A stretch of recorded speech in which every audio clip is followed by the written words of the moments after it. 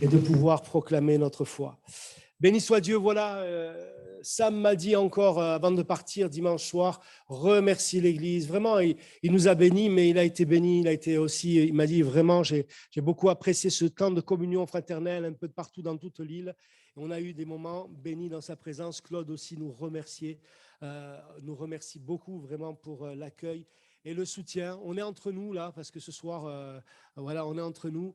On a pu faire une offrande entre samedi et dimanche de 4 300 €. Et cet argent sera donné que pour le Gujarat. Donc, Claude me l'a précisé. On rend grâce à Dieu. Merci pour votre générosité et on bénit Dieu. Et je crois que vous savez, c'est jamais des choses, comment dire, on manquera jamais. Tant qu'on soutient l'œuvre missionnaire, tant qu'on soutient l'œuvre d'évangélisation, on manquera jamais. Que Dieu soit béni pour tout cela. Il a eu un petit problème, il devait partir lundi par avion. Les avions, vous avez vu, ont été toutes... non, il devait partir dimanche après-midi. Tout a été annulé, donc compliqué. On a essayé de chercher une solution. Il n'y avait plus d'avion jusqu'à dimanche prochain. Pour Nice et pour Marseille, je dis c'est pas possible, ça existe ça, c'est possible. Alors on a voulu le faire partir avec Claudio par bateau, plus de place. Ouf. Et puis on regarde, heureusement il y avait une ou deux places, je crois, sur le bateau qui partait le dimanche soir. Alors merci Seigneur, il a pu être il est arrivé le lundi matin à Toulon-la-Valette, c'est Christophe qui l'a récupéré. Et puis après, c'est le frère Lenormand qui est venu le chercher sur Nice. Et entre cela, il a eu un frère. Alors, il m'a dit, c'est un frère que il m'a connu tout petit en Inde. Il travaillait avec le frère Lokosek, Émile Callot, qui est un pasteur sur Nice. Et quand il a su qu'il venait dans la région, il lui a dit, oh, il faut qu'on se voit. Il m'a envoyé une photo où ils sont ensemble. Et ça a été vraiment des moments, il m'a dit, j'étais heureux de le revoir aussi après toutes ces années. Et c'était des temps bénis. Il nous a raconté des histoires avec le COSEC où un vol a été annulé. Il devait partir je ne sais plus où, là. Et le vol a été annulé. Ils ont loupé le truc. Et puis, en vérité, ils sont partis un peu le lendemain. Mais en vérité, ils se sont aperçus que le vol qu'ils ont loupé, eh ben, il s'est craché. Ils ont été quelque part gardés. Et bon, alors on se dit, Seigneur, hein, voilà, tu tiens tout entre tes mains. C'est pour ça que Sam, il n'était pas du tout perturbé hein, dimanche soir. Hein. Il m'a dit, t'inquiète pas, Vincent, on va trouver une solution, on va y arriver. J'ai dit, oh, peut-être la nage, le pédalo, on verra.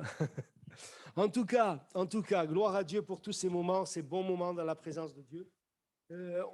Ce soir, justement, je ne sais pas pourquoi, hier, je lisais ce verset dans le livre de l'Apocalypse et ça m'a interpellé et j'ai dit, mais c'est la réunion d'évangélisation, comment je vais tourner ça et je pense que voilà, je pense que c'est un message que je dois vous partager ce soir. Alors, on lit ensemble d'abord dans Proverbes chapitre 16, verset 3. Le Proverbe chapitre 16, verset 3. Recommande à l'Éternel tes œuvres et tes projets réussiront. Amen. Recommande à l'Éternel tes œuvres et tes projets réussiront. On va aller plus loin, c'est-à-dire au dernier livre de la Bible, au livre de l'Apocalypse, chapitre 22. On va souligner le verset 12, mais on va lire à partir du verset 7. Apocalypse, chapitre 22, verset 7. Et voici, je viens bientôt, heureux celui qui garde les paroles de la prophétie de ce livre. C'est moi, Jean, qui ai entendu et vu ces choses. Et quand j'ai entendu et vu, je tombais aux pieds de l'ange qui me le montrait pour l'adorer. Mais il me dit, garde-toi de le faire, je suis ton compagnon de service et celui de tes frères les prophètes et de ceux qui gardent les paroles de ce livre. Adore Dieu. Et il me dit, ne scelle point les paroles de la prophétie de ce livre, car le temps est proche, que celui qui est injuste soit encore injuste, que celui qui est souillé se souille encore, et que le juste pratique encore la justice, et que celui qui est saint se sanctifie encore. Voici, je viens bientôt, et ma rétribution est avec moi, pour rendre à chacun selon ce qu'est son œuvre. Amen, c'est ce verset 12. Voici, je viens bientôt et ma rétribution est avec moi pour rendre à chacun selon ce qu'est son œuvre. Je suis l'alpha et l'oméga, le premier et le dernier, le commencement et la fin. Heureux ceux qui lavent leur robe afin d'avoir droit à l'arbre de vie et d'entrer par les portes de la ville. Dehors les chiens, les enchanteurs, les impudiques, les meurtriers, les idolâtres, quiconque aime et pratique le mensonge.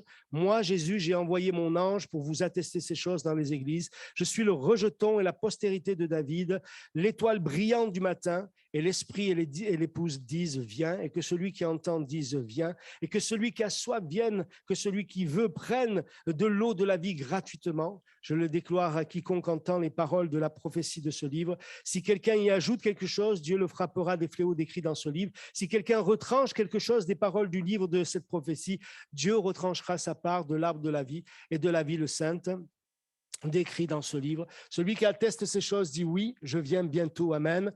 Viens Seigneur Jésus, que la grâce du Seigneur Jésus soit avec vous tous. Amen. Gloire à Dieu. Oui, je viens bientôt. Je viens bientôt. Voici, je viens bientôt. Je crois qu'on connaît ces versets et on le croit, ça, non? Que le Seigneur revient bientôt. Des fois, je pense qu'on a besoin vraiment de se recentrer et venir vraiment au pied de la croix et recevoir ces paroles comme ces paroles de vie et ces paroles d'urgence aussi. Je crois que c'est important. Vous savez, je lisais, je ne sais plus si c'était ce matin ou en début d'après-midi, je suis tombé sur un article qu'on ne verra pas, on ne vous en parlera pas aux infos, aux 13h, aux 20h ou sur les journaux. Mais savez-vous que du 14 au 18 septembre dernièrement, il y a eu, alors je crois que c'est le 7e congrès international des responsables religieux du monde, autour de, bien sûr, du pape et de tous ces religieux qui étaient là, au Kazakhstan. Vous imaginez? Au Kazakhstan. Et tout cela pour préparer, bien sûr, toutes des déclarations. Alors, ils ont fait des déclarations pour rechercher la paix, pour être dans une unité. Ça ne vous parle pas, ça? Ça ne vous parle pas, ces trucs-là? Ce syncrétisme, tout le monde, il est beau, tout le monde, il est gentil, nous irons tous au paradis. Vous connaissez la musique, c'est un peu ça. Hein? Et vous savez, je crois que nous devons réaliser, avoir les oreilles ouvertes, les yeux ouverts. Le Seigneur, ça fait longtemps que les églises entendent ce message, je viens bientôt. Mais un jour pour Dieu est comme 1000 ans, et 1000 ans est comme un jour pour le Seigneur. Et moi, je pense qu'on est aux portes de voir et de vivre ce temps extraordinaire et glorieux du retour de Jésus. Et je crois, frères et sœurs, qu'on doit vraiment être prêts, qu'on doit vraiment réaliser ça. Et c'est pour ça que c'est le moment où il faut foncer. C'est pour ça que c'est le moment où il ne faut pas s'endormir, où il ne faut pas flâner, vous voyez. Je crois que c'est le moment où il faut y aller parce que tout ce que l'on peut faire, vous savez, vous avez vu, j'y pense maintenant là, à ce film de la liste de Schindler. Vous connaissez ce film, il est magnifique. Hein. Moi, quand j'ai vu ce film, j'étais en larmes à la fin du film. Quand vous voyez le gars là, qui est là, hein, et qui voit devant tous ces Juifs qui ont été sauvés et qui le remercient. Et lui, il les voit là, il dit, mais non, mais j'aurais pu en sauver encore 10, j'aurais pu en sauver encore d'autres. Et là, je donnais encore ça, j'en sauvais encore. Vous voyez? Et ça me bouleverse à chaque fois que je vois ce film. Je suis bouleversé quand je vois ça. Mais que plaise à Dieu que nous n'ayons pas à réaliser ça, à dire, mais j'aurais pu peut-être en faire tellement plus pour le Seigneur et accomplir donc ses œuvres. Alors, au travers de ces versets, ce verset 12, « Voici, je viens bientôt et ma rétribution est avec moi pour rendre à chacun selon qu'est son œuvre. » Selon qu'est son œuvre. Une autre version dit, « Écoute, dit Jésus, je viens bientôt, j'apporterai avec moi la récompense à donner à chacun selon ce qu'il aura fait. » Selon ce qu'il aura fait. Pas ce qu'il aura dit, parce que là, on est très fort, mais ce qu'il aura fait. Et puis, une autre version encore, la Bible du Semeur, qui dit, oui, dit Jésus, je viens bientôt, j'apporte avec moi mes récompenses pour rendre à chacun selon ses actes, selon ce qu'il a fait, selon ses actes. Et je crois que la foi nous amène à faire des actes d'amour, des actes, des œuvres de Dieu. Et je crois que c'est bon de rappeler tout cela et de se rappeler cela. Jésus se révèle à Jean en exil sur l'île de Patmos, à 80 km au sud-ouest d'Éphèse. Les lettres adressées aux...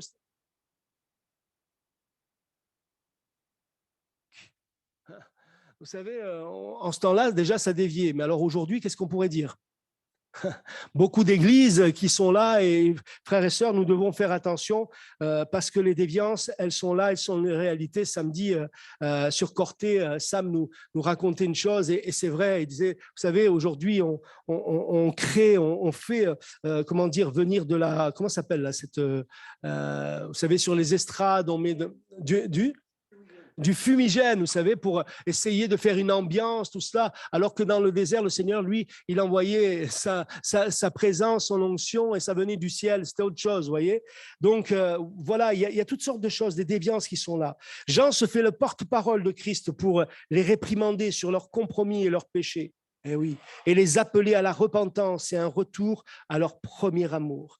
Suite à la persécution qui était violente et qui était faite par l'empereur Domitien, l'Apocalypse a été donné aux églises pour fortifier leur foi, leur engagement et leur loyauté envers Jésus-Christ afin de les inspirer à être comptés parmi les vainqueurs et à demeurer fidèles même jusqu'à la mort. Amen, et demeurer fidèle même jusqu'à la mort. Le livre a été écrit pour donner aux croyants de toutes les générations une perspective divine sur le combat constant qu'ils livrent contre les forces de Satan. Et ça, je crois qu'on doit le réaliser, frères et sœurs, comprendre cela, que nous sommes dans une guerre spirituelle, un combat spirituel. Et puis enfin, il nous est apporté dans ce livre une révélation des événements des 7 dernières années qui précéderont la seconde venue de Jésus. Voilà pour la petite histoire, pour faire un tour d'horizon concernant ce livre. Alors, revenons à ce verset 12. « Écoute, dit Jésus, je viens bientôt. J'apporterai avec moi la récompense à donner à chacun selon ce qu'il aura fait, selon ce qu'il aura fait. » Bien sûr, cette parole s'adresse à des croyants. Jésus nous parle des œuvres que nous avons faites pour Dieu, pour l'œuvre de Dieu, pour l'amour de Dieu et pour sa gloire. Mais croyons ou pas, quelles sont nos œuvres que nous avons pu faire, que nous faisons? Qu'as-tu fait de ta vie? Je pense qu'on peut se poser la question aussi, hein. Croyant ou pas croyant, qu'est-ce que je fais de ma vie? Qu'est-ce que je fais de ma vie chrétienne? Qu'est-ce que j'ai fait de ma vie non chrétienne? Ça, c'est le résumé, il est vite fait. Mais qu'est-ce que nous faisons de notre vie chrétienne? Si je regarde à moi, avant de connaître Jésus comme mon sauveur personnel, les œuvres de ma vie n'étaient pas très glorieuses, hein. On le sait, on en a témoigné une fois, je peux dire même catastrophique, les œuvres de ma vie. Et ce que j'avais fait dans ma vie, tout ça, c'était catastrophique. Ma vie sans Christ était centrée que sur moi, sur mes besoins, ma quête de bonheur, une vie égoïste, loin de Dieu, même si je recherchais un sens à ma vie et la vérité avec un grand V, comme je dis souvent. Voilà, je crois que tout cela me rappelle que tout ce que j'ai pu faire et accomplir dans ma vie, vous voyez, c'est du vent et ça ne sert à rien. Et si le Seigneur venait maintenant et coupait le fil de ma vie, qu'est-ce qu'il en resterait, quoi, à ce moment-là? Vous voyez, je crois que c'est important. Mon témoignage, on l'a dit, vous le connaissez, loin de Dieu, dans la boue du péché, conduit par le mal, animé par le mal dans ma vie, dans mon cœur, la drogue et toutes sortes de choses mauvaises qui étaient là dans ma vie et qui m'ont conduit, non pas près de Dieu, même si je le recherchais quelque part, mais loin de Dieu, loin de Dieu. Et tout ce que j'ai pu faire, et tout ce que j'ai pu faire dans le passé, qu'est-ce qu'il reste? Il reste pas grand-chose parce que tout cela était conduit par le péché dans ma vie et c'était des œuvres qui ne glorifiaient pas Dieu, c'était des œuvres pour me glorifier ou pour vivre le plaisir. Quelles sont les œuvres des hommes aujourd'hui, depuis des siècles? On le voit, on voit la désobéissance à Dieu, le rejet de Dieu, de la parole de Dieu dans leur vie, non? C'est pas ça? On le voit dans le monde entier, on rejette Dieu maintenant aujourd'hui, il faut rien interdire, c'est la liberté, vivons, hein, parce que c'est important aujourd'hui et puis on voit de plus en plus la liberté, où c'est qu'elle nous conduit, hein.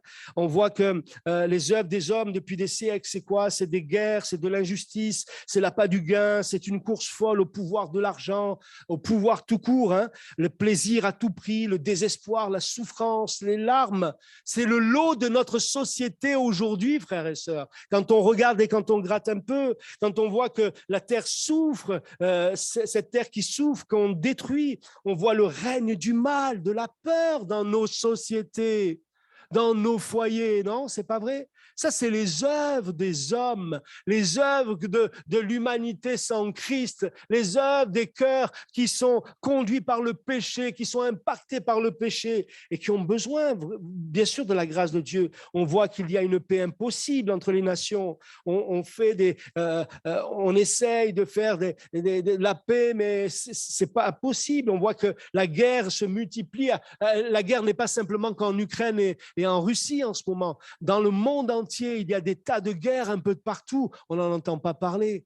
Et c'est toujours pareil, c'est les enfants, c'est les enfants, les femmes, les foyers qui sont là, touchés, impactés, le règne du mal, de la peur. On voit qu'il y a la paix qui est impossible entre époux et son épouse, entre enfants et parents, etc., etc. C'est la réalité de notre monde aujourd'hui, c'est les œuvres des hommes, les œuvres des hommes. Ce que l'homme a entre ses mains, il a un don, l'homme, hein, c'est de détruire ce que Dieu lui a donné. C'est phénoménal, ça. Tout ce que Dieu nous a donné, la vie et toutes sortes de choses, la liberté, toutes sortes de choses, l'homme a ce don de détruire ce que Dieu nous a donné.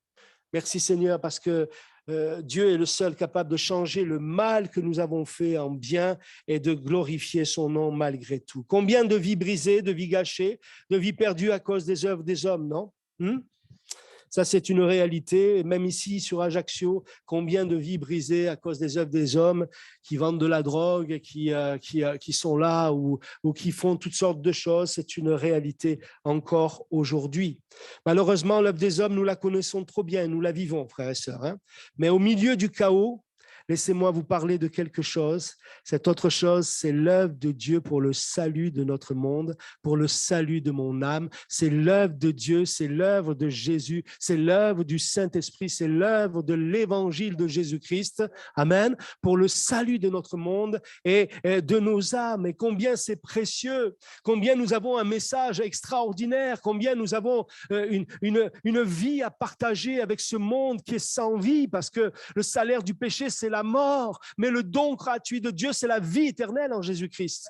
Et Dieu veut bénir, il veut communiquer la vie. Et je crois que c'est important de rappeler ça encore ce soir. Dans Éphésiens chapitre 2, versets 1 à 10, l'apôtre Paul dira, « Vous étiez morts par vos offenses et par vos péchés, dans lesquels vous marchiez autrefois selon le train de ce monde, selon le prince de la puissance de l'air, de l'esprit qui agit maintenant dans les fils de la rébellion. Nous tous aussi, nous étions de leur nombre et nous vivions autrefois selon les convoitises de notre chair, accomplissant les volontés de la chair et de nos pensées, et nous étions par nature des enfants de colère comme les autres. Mais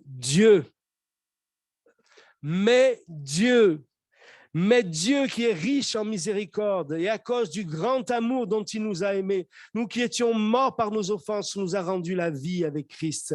C'est par grâce que vous êtes sauvés. Il nous a ressuscités ensemble et il nous a fait asseoir ensemble dans les lieux célestes en Jésus-Christ, afin de montrer dans les siècles à venir l'infinie richesse de sa grâce par sa bonté envers nous en Jésus-Christ.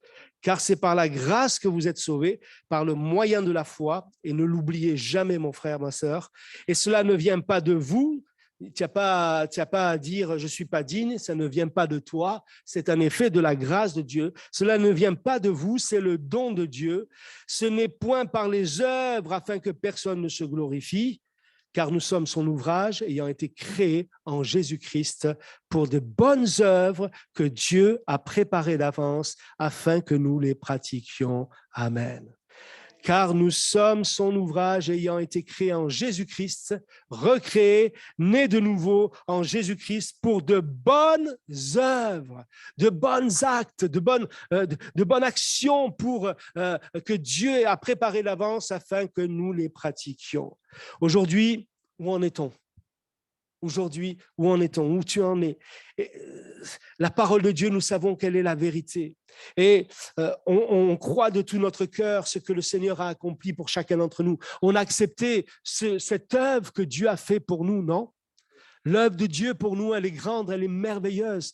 Dieu a donné son Fils Jésus afin que nous puissions être sauvés, pardonnés de nos péchés, non?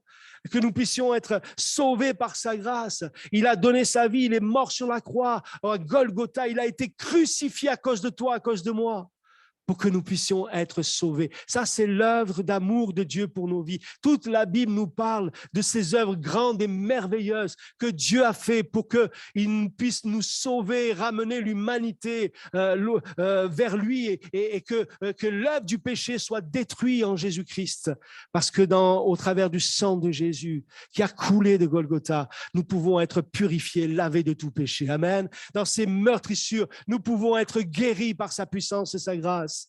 L'amour de Dieu, les œuvres de Dieu sont tellement grandes et merveilleuses. Et nous le chantons, nous le croyons, la Bible le proclame et nous voulons le proclamer parce que nul n'est comparable à notre Dieu, nul n'est semblable à notre Dieu. Alors, je crois que c'est bon de rappeler cela et c'est vrai que Dieu a préparé d'avance pour nous des bonnes œuvres afin que nous les pratiquions, nous dit Paul. Bien qu'elles ne jouent aucun rôle dans l'obtention du salut, les œuvres sont étroitement liées à la vie de celui qui est sauvé. Les bonnes œuvres ne peuvent produire le salut, mais le salut produit beaucoup de bonnes œuvres. Non? Et je crois qu'un croyant, un chrétien, il ne peut pas être passif, mais il est toujours en action, non? Quelque part, il est en action d'une manière ou d'une autre, il sera en action.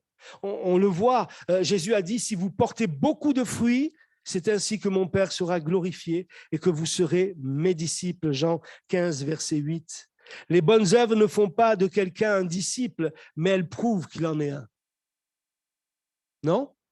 Les bonnes œuvres ne font pas de nous un disciple. Et il y a des gens qui pensent, là, je fais des choses comme ça, voilà, hein, Dieu, il voit ce que je fais. Non, non, c'est bien ce que tu fais, mais ce n'est pas ça qui fait de toi un disciple. Non, non, les bonnes œuvres ne font pas de quelqu'un un disciple, mais elles prouvent qu'il en est un. Lorsque les enfants de Dieu accomplissent de bonnes œuvres, ils portent du fruit pour son royaume et glorifient son nom. Je crois que nous sommes appelés à porter du fruit. À produire du fruit et à communiquer ce fruit. La Bible parle beaucoup des œuvres. Elle parle des œuvres de la loi qui sont excellentes, mais ne peuvent sauver personne. On ne peut pas lire tous les passages dans Galates chapitre 2 et bien d'autres passages.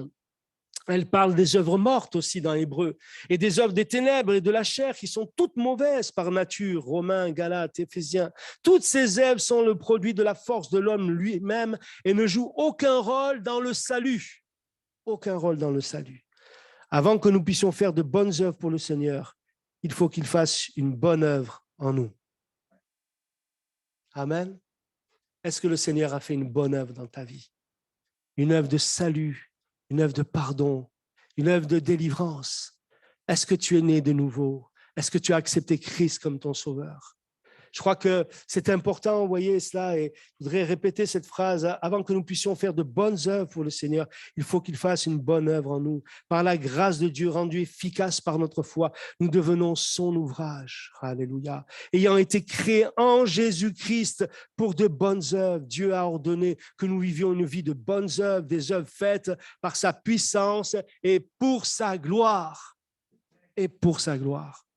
Quelque part ce soir, je comprends mieux pourquoi cette pensée, elle m'est venue sur mon cœur. On est là, on connaît l'Évangile, on connaît la parole de Dieu, frères et sœurs, mais nous voulons aller plus loin qu'une connaissance intellectuelle. Nous voulons vivre et nous voulons entrer dans le plan de Dieu pour nos vies. Et je crois que ce qui peut toucher le cœur des gens aujourd'hui, c'est de voir en nous cette vie de l'esprit, cette foi vivante qui n'est pas simplement une foi qui se parle, qui se dit, mais une foi qui se vit, qui se pratique, qui se manifeste par des bonnes œuvres et qui touche les cœurs et qui touche les vies. Et aujourd'hui, plus que jamais, je crois qu'il y a beaucoup d'œuvres à faire pour que des gens soient touchés, sauvés, relevés, non, restaurés. Et je crois que l'Église a son rôle à jouer.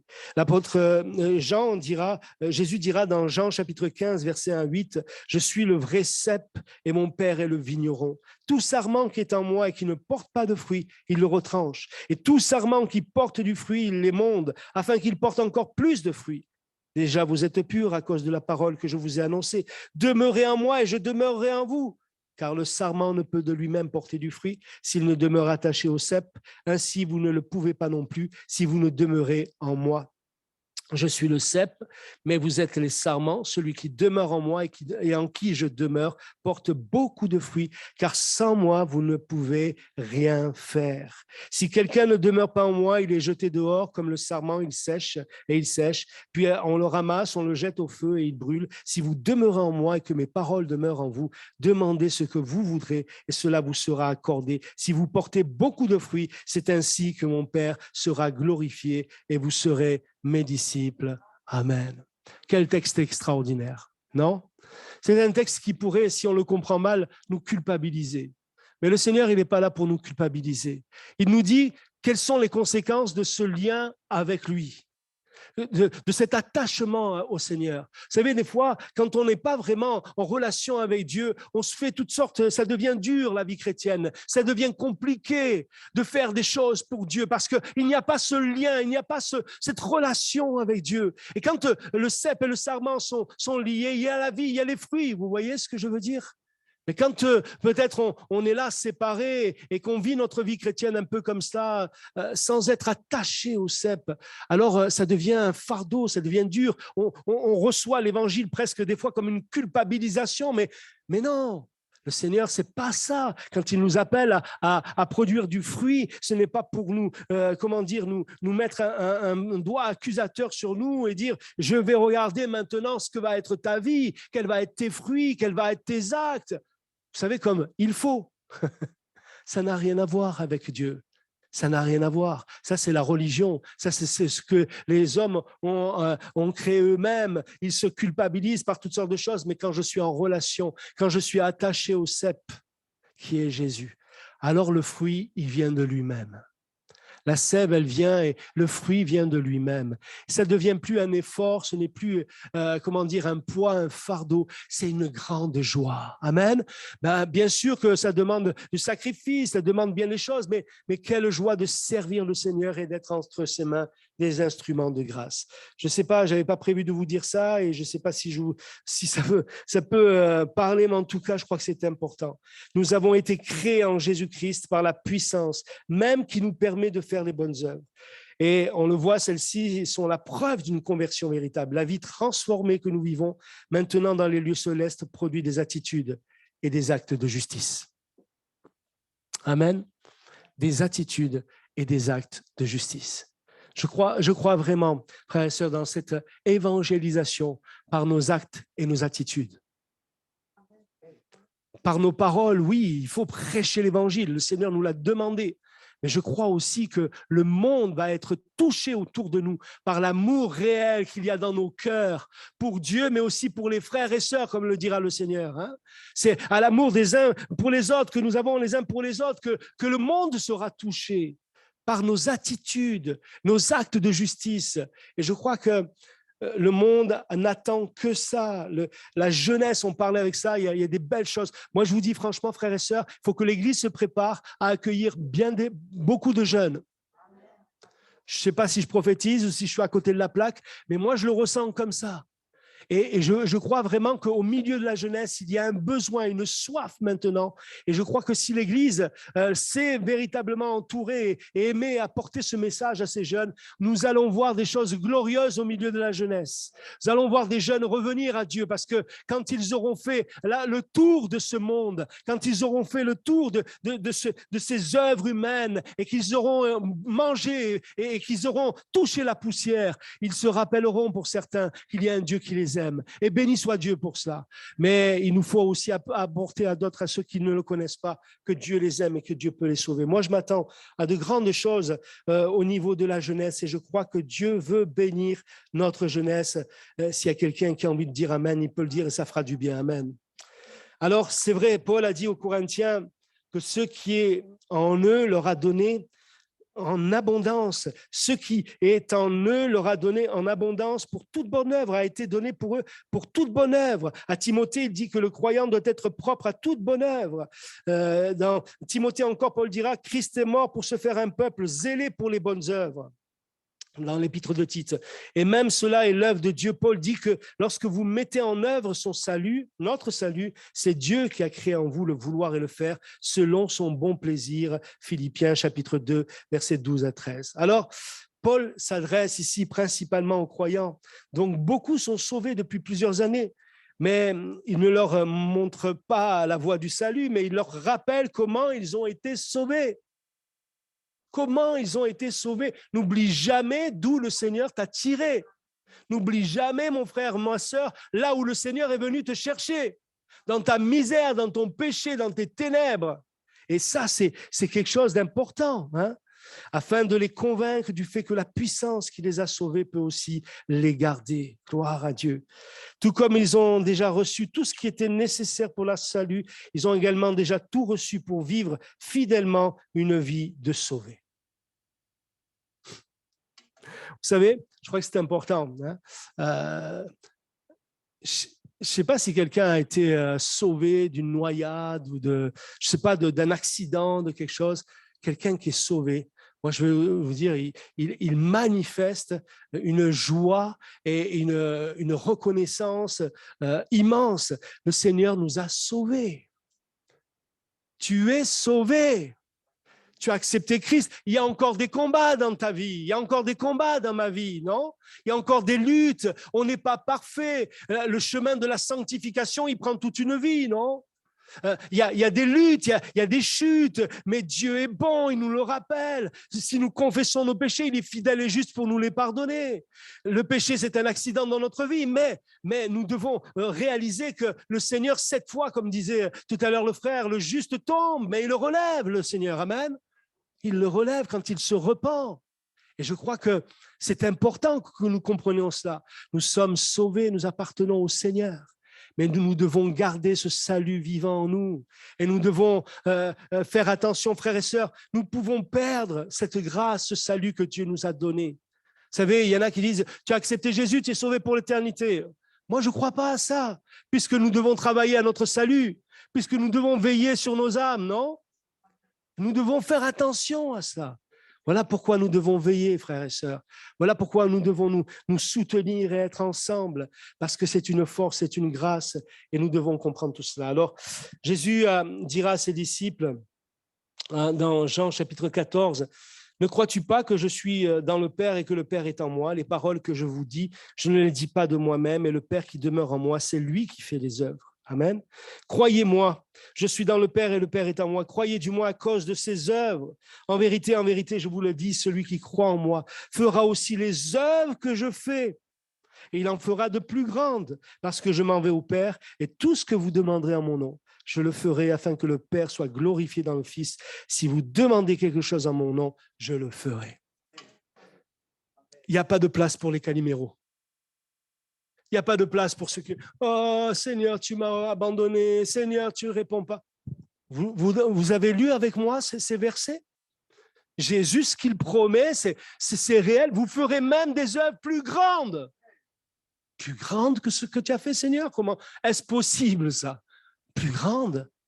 Non, il n'y a pas de place pour la lamentation. Si tu as la foi, si tu es sauvé, si dans ton cœur il y a une foi vivante, tu as un recours, tu as un secours. Le Seigneur t'invite même à demander, à le prier, à l'invoquer, parce que tu vas voir le Seigneur qui est fidèle. Et combien c'est précieux de pouvoir le vivre encore. Alléluia. Et le vivre, oui, si vous demandez quelque chose en mon nom, je le ferai. En mon nom, selon ma volonté. Entrons dans la volonté de Dieu. Adhérons à la volonté de Dieu, frères et sœurs. Ne laissons pas notre volonté essayer d'aller au-dessus de la volonté de Dieu, mais entrons dans la volonté de Dieu. Marchons dans la volonté de Dieu, non? Je crois que c'est ça qui est important dans notre vie chrétienne. Oui, les œuvres de Dieu que le Seigneur a préparées d'avance afin que nous les pratiquions, c'est de nous aimer les uns les autres, c'est d'être des disciples de Christ, c'est de prier, d'évangéliser, de témoigner, c'est de faire ce qu'il nous a dit. Allez! Sam me disait un truc, je ne vous dirai pas, ne cherchez pas à quelle église. Un jour, il a été invité dans une église et il y avait 2 cultes. Et dans l'église, donc, il prêche un message sur l'évangélisation.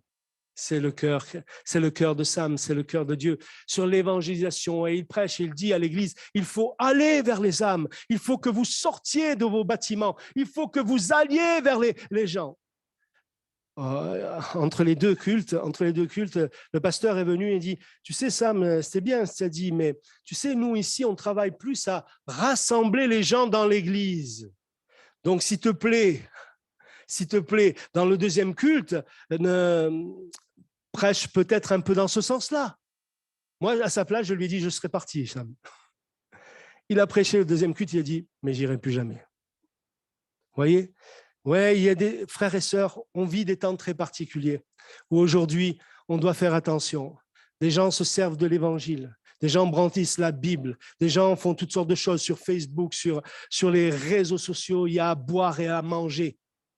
on est entre nous, je profite, je sais pas, je livre mon cœur, mais je crois que c'est important de faire attention à cela et de revenir aux principes bibliques.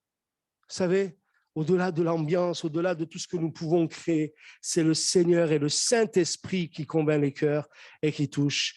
Oui, comment les œuvres de Dieu qu'il a préparées d'avance, c'est d'aller vers le monde, c'est de prêcher la bonne nouvelle à toute la création, c'est de baptiser ceux qui auront cru, c'est de manifester la grâce de Dieu, de prier dans son nom afin de chasser les démons, afin qu'il y ait des baptêmes dans le Saint-Esprit, des dons spirituels, afin qu'il y ait la puissance de Dieu qui se manifeste, afin que les malades soient guéris par l'imposition des mains. Les œuvres que Dieu veut que nous puissions faire, préparer d'avance, que les âmes soient sauvées, soient guéries, que nous puissions partager l'amour de Dieu autour de nous, non? Que de temps, que d'énergie, que d'argent même, je rajoute, perdu dans toutes ces sortes d'œuvres humaines qui ne sont pas toutes mauvaises, hein? Il y a des tas de gens qui font des choses qui sont bien, qui sont louables, qui sont bonnes, et je jugerai jamais ces œuvres. Je jugerai jamais ces œuvres. Mais tout cela n'est pas produit pour la gloire de Dieu, n'est pas fait avec Dieu et pour Dieu. Et ça, c'est pour ça que, comment dire, c'est des choses passagères. Bien sûr, c'est des bonnes choses, mais ça disparaîtra tout ça. Alors que ce que la Bible nous dit dans bien des choses, c'est vrai que tant d'énergie perdue dans toutes ces œuvres humaines qui ne sont pas toutes mauvaises, mais qui en sont vouées un jour à disparaître. Tout ce que nous avons pu construire de nos mains, frères et sœurs, disparaîtra. C'est terrible, hein. Moi, j'ai connu un frère qui, ils étaient super. Les gens, ils aimaient Dieu, tout ça. Est-ce que c'est un mal de vouloir construire une maison? Non. Oh, il n'y en a eu qu'un seul qui me répond là. C'est pas un mal de vouloir avoir une maison, d'avoir de l'ambition dans cette vie, de travailler, de faire des choses. C'est pas un mal, c'est pas. Mais je crois que dans tout ce qu'on peut avoir, il y a des gens qui ont des fortunes, mais qui ont gardé Dieu en premier dans leur vie. Et leur but de leur vie, c'est l'œuvre de Dieu. Ils ne sont pas laissés prendre par l'argent, par toutes sortes de choses. Et je crois que ça, c'est important. Ce frère, il était super, il est très sympa, un couple magnifique. Mais ce frère-là, ben voilà, l'église, ça passait au second, voire même troisième, quatrième rang, parce qu'il fallait faire la maison. Alors, il y avait une belle piscine, il y avait tout ce que vous voulez. Et puis un jour, il s'est passé quelque chose. Le pauvre, c'est pas parce qu'il a fait ça, mais il s'est passé un drame. C'est que son épouse, alors qu'il avait une petite fille en bas âge, son épouse a fait un AVC. Elle est en voiture, elle était pédicure à domicile. Elle s'est retrouvée dans la voiture. Ils l'ont sauvée de justesse, mais elle est revenue avec beaucoup d'handicap. Et lui, il m'a dit, Vincent, je me suis pris un immeuble sur la tête. C'est ma femme qui faisait tout à la maison. La petite, moi, je ne sais même pas comment lui faire le bain. C'est ma femme qui faisait ça. Les courses, il me disait, je me retrouvais devant les rayons, je prenais au hasard les choses. Vous voyez, je remplissais le caddie au hasard. Toutes choses comme ça tout disparaîtra, tout ce qu'on peut faire de notre vie ici-bas. Mais, et je crois que c'est important. Et quand Jésus dit, que servirait-il à un homme de gagner tout le monde s'il perdait son âme? Ou que donnerait un homme en échange de son âme? Ça, bien sûr, c'est pour ceux qui veulent vivre cette vie loin de Dieu. Mais dans le livre de l'Apocalypse, chapitre 14, verset 13, il est dit ce verset extraordinaire. Et j'entendis du ciel une voix qui disait, écris, heureux, dès à présent, les morts qui meurent dans le Seigneur. Il y a un truc bizarre là, hein? Heureux ceux qui sont morts. Hein? Mais heureux, non, dans la foi, c'est pas bizarre parce qu'on sait que celui qui s'en va, dans la foi, il entre dans la présence de Dieu pour l'éternité. Il n'y aura plus ni douleur, ni souffrance, ni toutes ces choses auront disparu. Heureux dès à présent les morts qui meurent dans le Seigneur. Oui, dit l'Esprit, afin qu'ils se reposent de leurs travaux, car leurs œuvres le suivent. C'est pas extraordinaire ce verset? Tout ce que je peux faire pour Dieu ici-bas, tout ça, ça ne sera jamais perdu. La moindre petite chose que je ferai pour Dieu, pour l'œuvre de Dieu, sera jamais perdue. Et ça, c'est quelque chose qui nous suivra dans l'éternité. Alors certains auront amassé des fortunes sur cette terre. Ils laisseront tout. Et puis certains peut-être auront rien du tout, pas grand-chose sur cette terre, mais auront servi Dieu de tout leur cœur. Et ils vont amener tellement de bonnes choses là qui vont les suivre dans le ciel. Gloire à Dieu. Est-ce qu'on y pense à ça? Tout ce que tu fais pour le Seigneur, tout ce que tu fais pour Dieu, afin qu'ils se reposent de leurs travaux, car leurs œuvres les suivent. Je reprends ce verset de Proverbes chapitre 16, verset 3. Recommande à l'Éternel tes œuvres et tes projets réussiront. Recommande à l'Éternel tes œuvres, mais les œuvres que tu veux faire pour Dieu, et tes projets réussiront. Alléluia. Quand nous recommandons à Dieu des œuvres, des choses que nous voulons faire pour lui, nous voulons témoigner, on veut toucher les jeunes dans l'école, on veut faire ceci, on veut faire cela. Le Seigneur, il est là et il veut faire réussir ces plans-là, non? Parce que c'est son plan de sauver, de délivrer et de se révéler dans les vies. Gloire à Dieu. Voilà ce que je voulais partager avec vous. Est-ce qu'on peut terminer par un moment de prière? Vous voulez bien? Est-ce qu'on peut prier par rapport à ce message, personnellement, pour chacun d'entre nous? Peut-être quelqu'un ce soir est venu et est fatigué. On va prier pour quelques sujets après, mais peut-être quelqu'un est fatigué dans les luttes et dans les combats. Tu es dans la difficulté. Des fois, on a l'impression que Dieu nous abandonne, mais il ne t'abandonnera jamais, le Seigneur. Il t'aime trop. Il ne te lâchera pas. Toi, tu vas lâcher sa main, mais lui, il ne te lâchera pas. Il ne te lâchera jamais. Et autant marqué Dieu, il va faire cette œuvre de délivrance dont tu as besoin. Amen. Alors, il nous faut persévérer. Il nous faut faire les œuvres de Dieu. Il nous faut vraiment être là et accomplir sa volonté. Que le Seigneur nous aide à vraiment entrer dans ses plans et à vraiment le glorifier au travers de notre vie. Est-ce qu'on peut prier le Seigneur un instant? Quelques-uns qui élèvent leur voix et demandent à Dieu sa grâce. Alléluia. Merci Seigneur. Merci Seigneur. Amen. Amen. Gloire à Dieu. Gloire à Dieu. Béni soit ton nom, Seigneur. Merci pour le conseil de ta parole. Merci d'être au bénéfice de ta parole. Amen. Amen. Merci Seigneur Jésus, c'est vrai, de conduire toutes choses, Seigneur, de bénir chacun de mes frères et sœurs. Alléluia. De bénir ma vie en particulier, afin que je puisse vraiment, Jésus, Seigneur, oui. faire ces œuvres.